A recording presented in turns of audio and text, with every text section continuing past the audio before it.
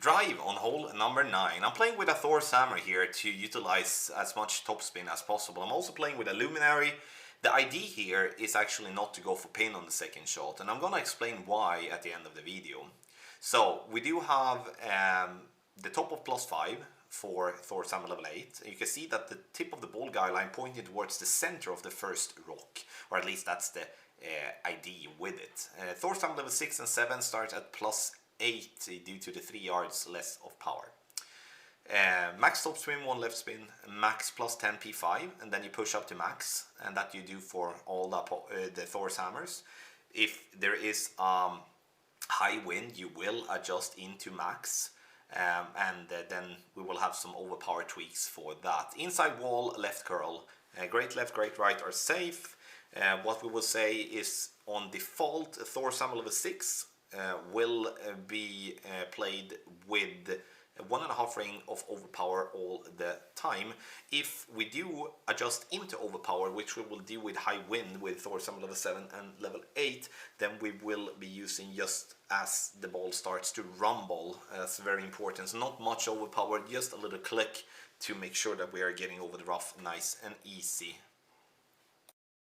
So second shot is gonna be somewhat from the same distance all the time towards the pin. So here I'm using 2 right spin, I'm also using 1 back spin. This is what I'm gonna use all the time here. Stretching out to max, somewhat being centered on the final fairway, releasing. And then I'm adjusting max +10 power 5 ball numbers.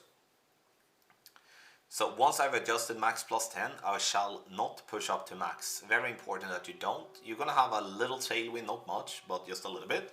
So you adjust the max +10, max overpower, half a ball of curl to the right. You can hit a bad great right, a bad great left, and you will still be safe. You would either roll into the green or you will be on the fringe for a wedge. And that will be a super simple way for you to lock in the eagle here. So why don't I use a better ball and push it harder for an albatross here? So the reason for that is the headwind of tee.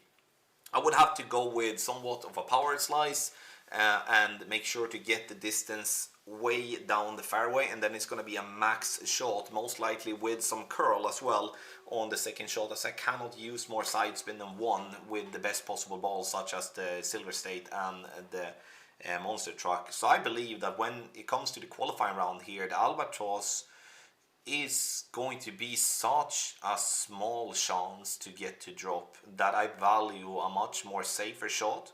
So we can lock in the eagle, make sure we're not making any mistakes, and we don't have to use a paid ball. That's the idea with the play, and again, you can push it hard if you would like, but this is, even if you push it hard and you have the ball, you have the club, it's going to be an extremely difficult alba to even get yourself a chance towards. But this is a safe play for an eagle with a luminary. Get our guides on patreon.com/golfclash Tommy for all the holes, not just for hole number 9.